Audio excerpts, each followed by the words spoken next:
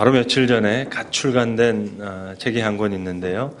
제목이 슬퍼데디 물음표 슈퍼데디 느낌표.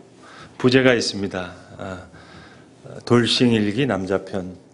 제 대학교 친구가 쓴 책인데요. 무려 15년 동안 돌싱남으로 아들 하나를 잘 키웠습니다.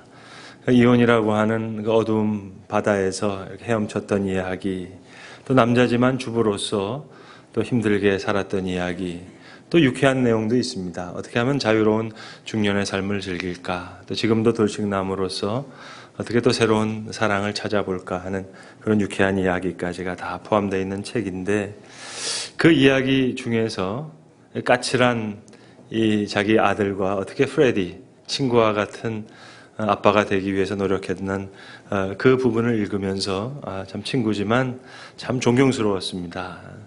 그리고 생각했습니다. 그렇지, 엄마 아빠 둘 다 있다고 해서 자녀가 저절로 잘 양육되는 것은 아니지 하는, 어쩌면 너무나 그 확실한 단순한 진리를 다시 한번 깨닫게 되는 그런 계기가 됐습니다. 오늘 어린이 주일을 맞아서 다음 세대를 어떻게 키워낼까, 그 생각을 조금 짧은 시간이지만 함께 고민을 나누고자 합니다. 오늘 우리가 읽은 이 성경 본문 여호수아 24장은 여호수아가 살아생전에 이스라엘 백성들과 그 가정들을 향하여 하신 말씀입니다. 근데 오늘 장면을 뒤로 돌리지 말고 앞으로 조금 더 돌려서 보시면, 사사기 2장에 보시면 이제 여호수아가 죽었던 때 어떤 이스라엘 가정의 일들이 있었는가 하는 기록이 나와 있습니다. 근데 그 기록을 보시면 오늘 본문의 내용과 완전히 차원이 다른, 완전히 큰 차이가 나는 그런 이야기가 진행되고 있습니다. 사사기 2장 8절 이하를 보시면 여호와의 종 여호수아가 죽음에 이렇게 나옵니다. 그러니까 오늘 이렇게 강력하게 말씀을 전하고 있는 여호수아가 죽었습니다. 오늘 본문에 여호수아와 함께 우리가 여호와를 꼭 섬기겠습니다, 우리와 우리 집이 여호와를 섬기겠습니다, 그렇게 얘기했던 사람들이 다 조상에게로 돌아갔고 다 죽었다는 거죠. 그랬더니 성경은 기록하기를 그 후에 일어난 다른 세대는 여호와를 알지 못하였더라, 그렇게 기록하고 있습니다. 여호수아가 죽었어요. 그리고 그 세대가 죽었습니다. 그러니까 믿음이 좋던 사람들, 좋다고 생각했던 사람들, 그 사람들이 죽었으면 자, 이제 다음 세대가 나타났다 하는 그런 말이 자연스러울 텐데, 사사기 2장 10절에는 다음 세대라는 말을 쓰지 않고 다른 세대가 되었다. 여호와를 전혀 알지 못하는, 여호와께서 행하시는 걸 알지 못하는, 하나님을 알지 못하니까 하나님을 경험해보지 못했던 전혀 다른 세대가 되었다. 성경은 분명히 그렇게 말씀하고 있습니다. 자, 이제 한번 좀 고민을 해봅시다. 오늘 본문에 분명히 여호수아는 말했거든요. 너희가 섬길 자를 오늘 택하라고. 나와 내 집은 여호와를 섬기겠노라. 여호수아가 분명히 얘기했고 다른 사람들도 얘기를 들으면서 같이 얘기했습니다. 분명히 우리는 여호와를 섬기겠다고. 그런데 그 자녀들은 다른 세대가 되었답니다. 자, 이제 함께 다음 세대를 좀 생각해 보려고 합니다. 다른 세대를 향해서 가고 있는 이 시대에 어떻게 다음 세대를 세울 수 있을까? 여러분, 이 교회에 지금 미래 세대들이 점점 자라고 있습니다. 근데 여러분들의 자녀 세대를 바라보면서 한번 스스로 한번 물어보세요. 이 세대가 다른 세대를 향해 가고 있나? 아니면 다음 세대를 가고 있나? 소망을 묻지 마시고 현실을 놓고 한번 물어보세요. 대답이 참 어려워집니다. 특별히 청소년 사역 전문가들, 또 청년 사역 전문가들, 캠퍼스 사역 하시는 분들, 이분들의 선교 보고를 들어보면 아주 어두운 이야기가 많습니다. 점점 힘들다는 겁니다. 희망을 가지면 좋겠는데 자괴감이 많이 든다는 겁니다. 믿음 없는 부모뿐만이 아니라 믿음 있는 부모 밑에서도 자라는 이 세대가 다른 세대를 향해 가는 것과 같은 그런 모습을 보인다는 거예요. 여러분, 사람은 가치 중립적이지 못합니다. 그래서 믿음의 이야기가 우리의 삶을 형성하지 못할 때 다른 이야기가 우리의 삶을 형성하는데 영향을 줍니다. 마치 나무와 같아서 생각은 그 뿌리와 같습니다. 뿌리에서 생각을 먹고 그 다음에 행동으로, 열매로 나타나게 됩니다. 어떤 기독교적인 세계관을 가져야 되는가, 가치관을 가져야 되는가, 이게 참으로 중요합니다. 자, 그렇다면 다른 세대는 어떤 특징을 가지고 있느냐? 많은 전문가들이 공통적으로 이야기합니다. 첫째, 그 특징이 행복하지 않는 아이들이라는 거예요. 야, 네가 뭐가 부족해 얘기하는데 당사자들은 행복하지 않습니다. 야, 우리 할아버지 할머니는 보릿고개를 겪었는데 호롱불 밑에서 공부했는데 호롱불 보지도 못했으면서, 그렇죠? 그런데 자, 물질은 풍성해졌어요. 공부는 더 열심히 합니다. 그런데 주관적인 행복은 꼴찌입니다. 그러니까 결과적으로 행복하지 않는 아이들을 양산해내고 있습니다. 청소년 흡연율, 청소년 자살률, 임신하는 아이들, 그 할 것 없이 공부를 많이 시키는 동네나 서울 강남이나 인천 송로가 되었건, 교회 다니는 아이가 되었건 아니 되었건, 청소년들은 다 지금 영향을 받고 살아가고 있습니다. 입시 사교육, 이게 정상이 아니고요. 대학교 가는 데서만 끝나는 것이 아니라 그 다음에 취업에 이르기까지 전 세대가 다 힘들어하고 있지만 지금 우리 자녀 세대가 가장 힘들어하고 있는 세대입니다. 게다가 여기까지 교회까지 다니려고 하면, 예수까지 믿으려고 하면 더 힘든 거죠. 그러니까 행복하지 않아요. 교회를 떠나게 됩니다. 그렇다면 그 생각의 뿌리는 뭘까? 믿는 아이건 믿지 않는 아이건, 여러분, 우리 사회에는 아이들 좋은 대학, 좋은 대학이 어느 대학인지는 모르겠지만 하여튼 좋은 대학 얘기해요. 부모에게 다시 묻습니다. 그럼 왜 좋은 대학 가느냐? 그 뿌리를, 심층을 다시 건드리면은 좋은 직장 보내기 위해서 좋은 대학 간다는 거예요. 좋은 직장이 어딘지 모르겠는데 하여튼 연봉이 높은 그 회사를 얘기하는 것 같아요. 뭔가 안정적인. 그래서 공무원 같은 안전제일. 그래서 구급 공무원 4,100명을 뽑는데 22만 명이 지원한다 그러지 않습니까? 그러니까 사회는 불안해져 가고 계층 간의 격차는 고착화해 가는 이 시대에 옛날에는 100명 중에서 한 10명 정도가 학업의 성취감을 느꼈다면 이제 5명, 3명 점점 줄어드는데 불안하면 불안해질수록 또 부모들은 자녀들을 구워 삼는 거예요. 공부 때문에 힘들어지는 거예요. 행복하지 않는 아이들을 만들게 됩니다. 근데 학교와 학원에서 가르치는 것은 팩트예요. 그 세계관은 우리가 가지고 있는 기독교 세계관과 좀 거리가 있습니다. 예를 들어서 태양계를 배워요. 그럼 수금지와 목성, 토성 그것까지는 다 외우지만 학교와 학원에서 배우는 태양계를 가지고 우리는 창조주 하나님을 생각하기가 힘듭니다. 기독교적인 세계관이란 피조 세계에서, 만들어진 세계에서 창조주, 그분의 뜻, 이걸 생각할 수 있는 데까지 이어져야 되는데 그런 공부가 되지 못하는 경우가 많아요. 여러분 주변의 사람들 한번 좀 둘러보시겠어요? 사람을 보면서 무슨 생각이 나십니까? 사람을 볼 때 하나님의 형상이 생각나고 정말 하나님이 사랑하시는 이웃을 내가 사랑하게 되겠다. 그 생각이 든다면 그거 기독교 세계관 교육 잘 받으신 거예요. 그런데 분명히 사람을 봤어요. 근데 돈 좀 많이 들겠다. 이 생각 나면 이거 힘들어지는 겁니다. 우리는 TV를 보면서도요, 드라마 스토리는 안 따라가고 저 배우 코 했다, 눈 했다. 그래서 한 채널 틀면은 음식 먹는 채널 나오고, 그 옆에 채널 보면 또 살 빼는 채널 나오고, 그 다음 채널 보면 또 근육 만드는 채널 나오고. 그러니까 사람을 보면서도 하나님의 형상, 하나님의 뜻, 이거를 잊기가 힘들어지는 세상이에요. 기독교 가치관이 없는 세상이라는 거죠. 그러니까 당연히 생각하지 않는 아이들, 그걸 만듭니다. 이게 또 다른 세대의 특징입니다. 행복하지 않는 아이들이고요. 그 다음에 생각하지 않는 아이들이에요. 그래서 묻습니다. 어떻게 생각하느냐? 그럼 좋게 생각합니다. 구체적으로 얘기해봐라. 매우 좋게 생각합니다. 네? 그러니까 스마트폰, 남자아이들은 게임하죠. 여자아이들은 셀카 찍죠. 같이 모여서도 대화하지 않고 그냥 핸드폰만 보고 있습니다. 미디어가 가장 강력한 교육 매체예요. 부모와 학교 선생님과 교육자가 다 합해도 이 비공식적인 교육 방법인 미디어를 이길 방법이 없습니다. 뭐 드라마 딱 끝나면 홈쇼핑에서 아주 반가운 얼굴로 얘기하잖아요. 예? 요즘 좀 더워지셨죠? 그리고 또 은혜까지 베풀어요. 50% 세일입니다. 그리고 결단을 요구해요. 5분 남았습니다. 그러니까 자기의 정체성 가치, 이걸 지금 소비를 통해서, 그러니까 죄는 불순종이다 느낌이 전혀 오지 않죠. 권선징악, 악한 사람이 성공하면 그게 선이 되는 거예요. 그러니까 공부로 인해서, 미디어로 인해서 행복하지 않는 아이들, 생각하지 않는 아이들, 이것이 다른 세대의 특징입니다. 그래서 자연히 교회를 떠나게 되는 거예요. 자, 그렇다면 하나님이 원하시는 우리 신앙적인 다음 세대 어떻게 키워가야 될까? 어떻게 몸부림쳐야 될까?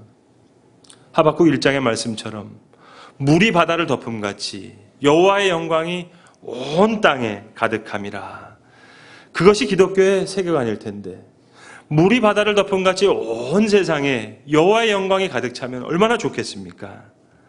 자, 그런 다음 세대를 위해서 첫 단추는 부모가 잘 준비돼야 돼요. 우리 성도들이 우선순위가, 그러니까 다음 세대를 위해서 살아가다 보면 다음 세대를 위한 것뿐만 아니라 내 본인이, 나 자신이 변화되는 축복이 주어집니다. 그러니까 여러분, 신앙생활이라고 하는 것은 그저 성경 외우고 찬송 부르고 예배하는 그 현상 이전에 그 생각의 뿌리 가운데 기독교적인 가치관, 그 세계관, 그 의미로 세상을 보는 거예요. 분명히 보여지는 이 창조세계, 피조세계 속에서 우리는 창조주를 기억하는 거예요. 그래서 진정한 크리스천이라는 것은 어떤 면에서는 정말 공부하는 크리스천이 되는 겁니다. 공부하면서 행복하지 않은데 어떻게 공부합니까? 아니요. 제대로 공부하면 행복해지는 거죠. 새로운 우선순위를 정립하는 거죠. 좋은 대학 가기 위해서 공부하는 게 아니에요. 하나님의 영광을 위해서, 하나님이 사랑하시는 이웃을 사랑하기 위해서, 하나님 그처럼 사랑하신 세상을 돌보기 위해서 목적이 달라지는 거예요. 하나님이 수단이 되는 것이 아니라 하나님이 목적이 되는 거예요. 그래서 호기심이 생기고 그 호기심 속에 열정이 생기고 성령 충만하지 받으면, 자, 이제 하나님에 대한 지식만 되는 것이 아니라 모든 관계에서 풍성한 관계를 이루어지는 겁니다. 여러분, 케플러라고 하는 천문학자가 그런 얘기를 했다 그러잖아요. 별을 공부하는 거예요. 근데 별을 통해서 하나님 만난 거예요. 케플러가 이런 얘기를 합니다. 별들은 나의 성도요. 나는 오늘도 저 하늘의 별인 나의 성도와 함께 하나님을 예배한다고.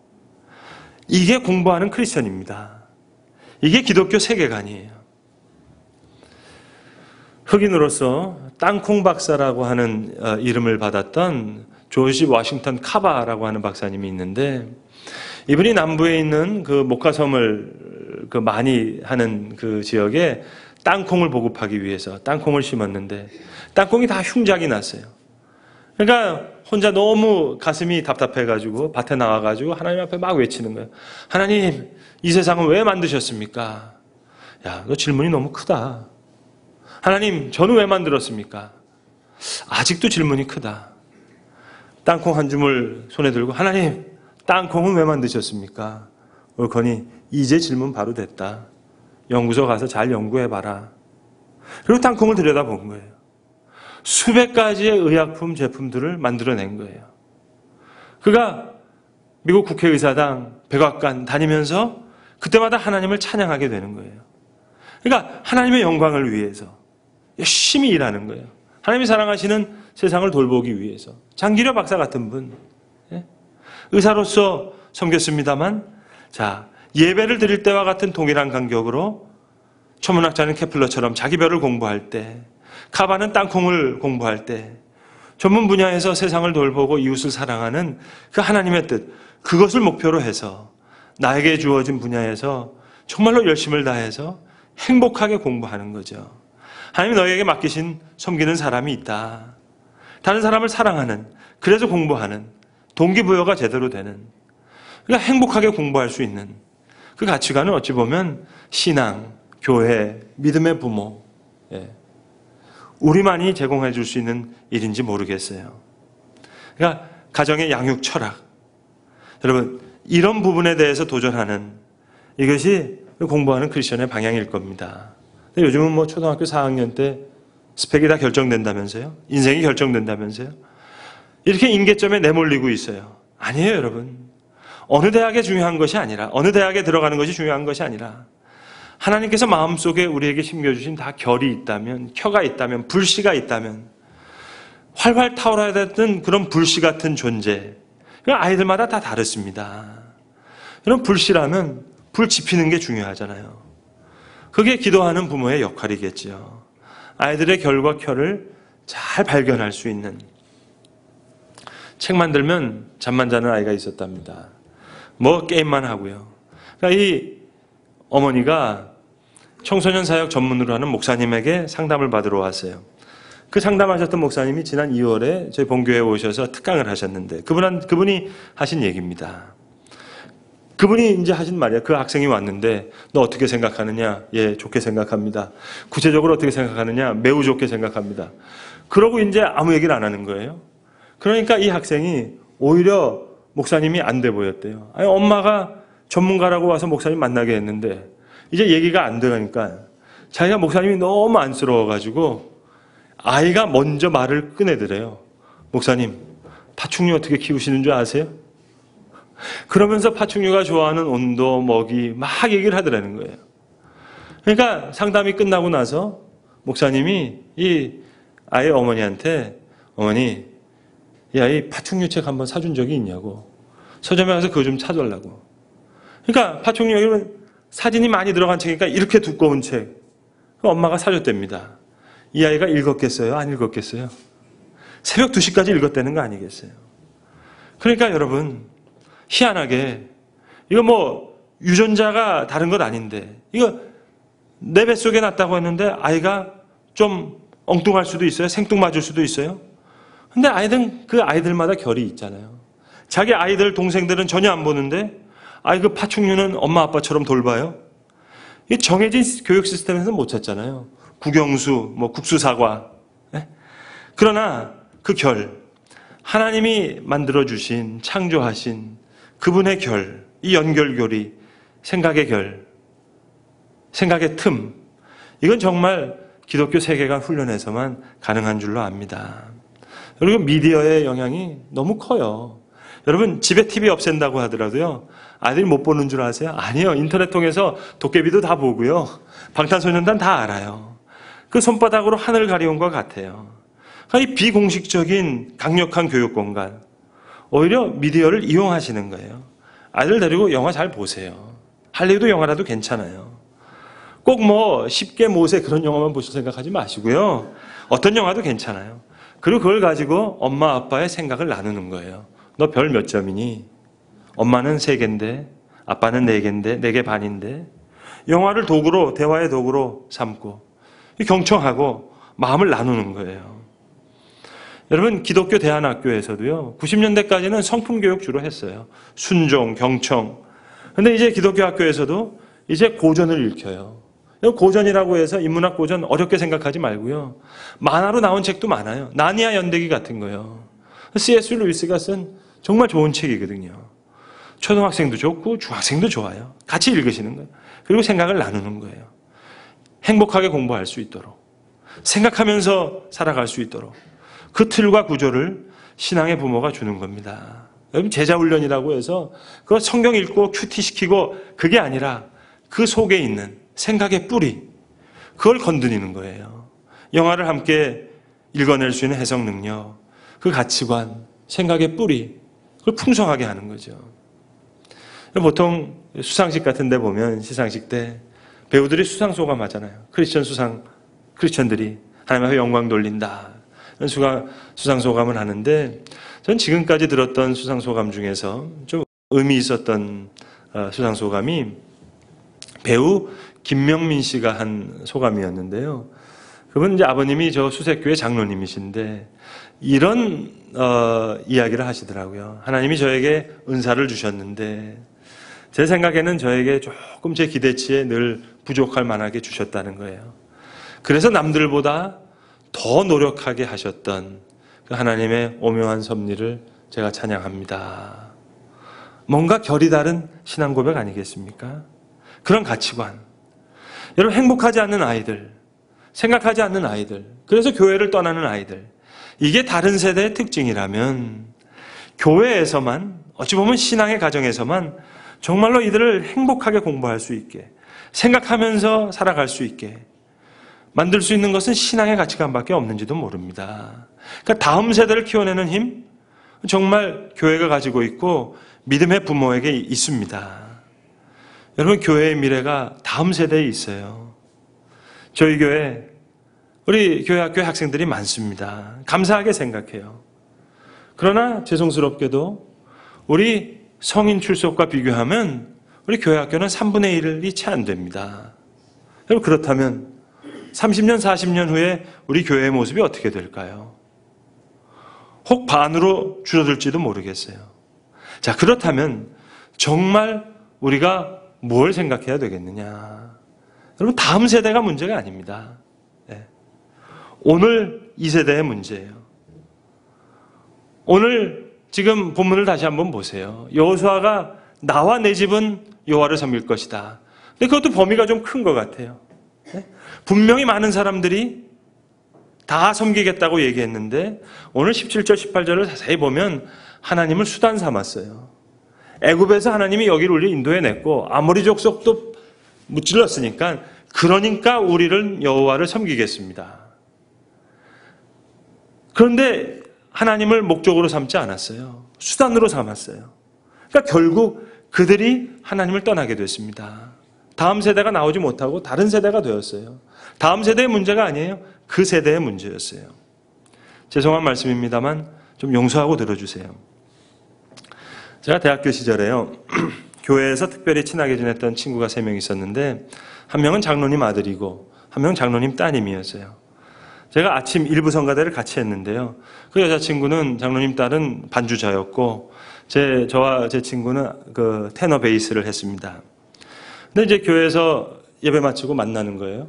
그래서 교회 앞에서 이제 떡볶이를 먹습니다. 배를 채운 다음에 그 다음에 이제 꼭 하는 게 뭐냐면 택시를 타고 어디를 갔느냐. 택시 기사한테 얘기를 해요.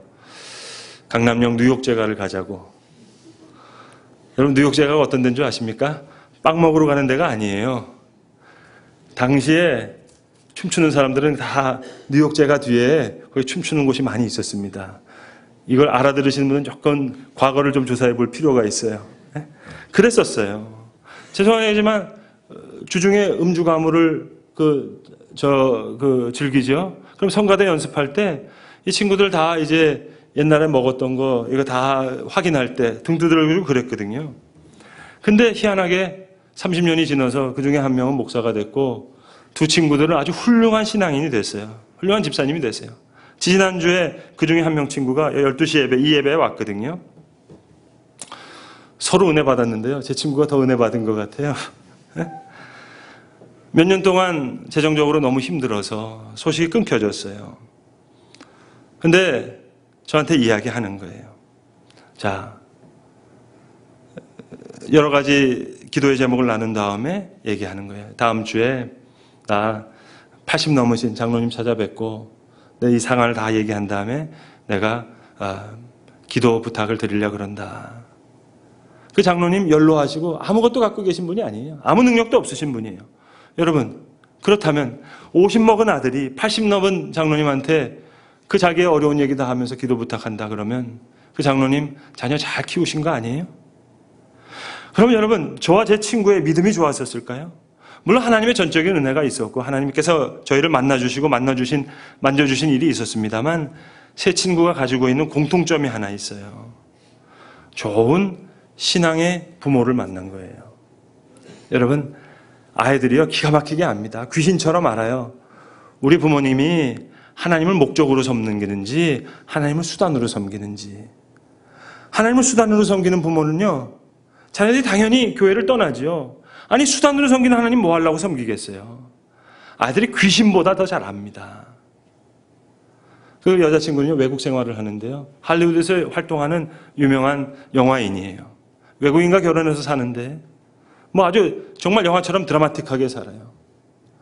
근데 가정이 어려움이 있을 때마다 그 권사님한테 전화하는 거예요. 자기 어머님한테 전화하는 거예요. 세계도처에 집도 서너 채 있는 사람이에요. 연로하신 어머님이에요. 그러나 50 먹은 딸이 자기 가정의 생활에 어려움을 가지고 80대신 권사님한테 기도 부탁하고 자기의 어려운 얘기 다 나누면 그 권사님 자녀 교육 잘 시킨 거 아니겠습니까? 오늘 본문을 다시 한번 생각해 보세요. 왜 다음 세대를 키워내지 못하고 다른 세대를 키워냈을까? 말은 번지르게 했어요. 우리도 여호와를 버리지 않겠습니다. 왜요? 애굽에서부터 나올 때 하나님 도와주셨고 강 저쪽에서 계실 때도 있었고 이곳에서도 아모리 족속을 다 몰아내셨으니 이게 문제가 있는 거예요. 이 고백이. 하나님을 수단 삼은 것까지는 됐는데 하나님이 목적되지 않았어요. 그러니까 여러분 다음 세대가 나온 것이 아니라 다른 세대가 나온 거예요. 이거 진짜 이 설교 녹화되는데 저희 어머님이 매일 보시는데 깜짝 놀라실지 모르겠어요. 근데 제 아내는 다 아는 얘기거든요. 근데 제 아내는 아는데 제 어머님은 왜 모르실까요? 제 아내에겐 제가 남의 아들이고 제 어머니에게는 제가 자기 아들이기 때문에. 여러분 자녀들 잘 아실 것 같으세요? 야, 귀신을 속이지 엄마를 속이냐? 내가 너 머리 위에 있다. 이마에 다 쓰있다. 정말 그래요, 여러분? 아니에요, 여러분. 여러분 자녀 몰라요. 내가 아들이라고 잘 아실 것 같아요. 천만의 말씀이요.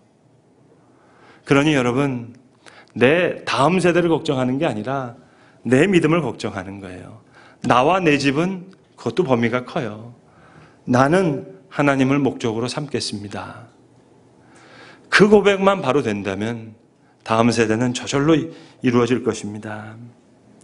그런데 그들은 그만 가나안의 철학을 따랐어요. 출애굽의 하나님 감사하긴 감사한데 가나안의 번영이 더 좋은 거예요. 하나님이 목적되지 않았어요. 그만 하나님이 수단되고 말았어요. 그러니까 자녀들은 뭐 뻔히 봤는데요.